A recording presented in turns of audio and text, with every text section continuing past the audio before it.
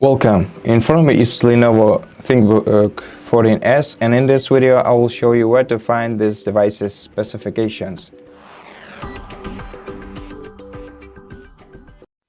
So to check your device's specifications, go to Start menu, then go to Settings, and from here you have to scroll, you have to select the System option and scroll down to About section.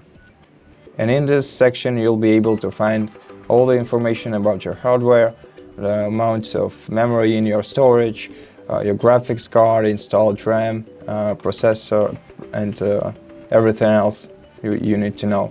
You can also check Windows specifications down below. And if you want to check your specifications in real time, just right-click the taskbar, open Task Manager, then go to Performance tab. And right here you'll be able to find the information about each component of your laptop, so each hardware element. So CPU, memory, which is the RAM memory, the GPU, and everything else. And that's it for this video. If you liked it, consider subscribing to our channel, leave us a like and a comment below, and I'll see you in the next one.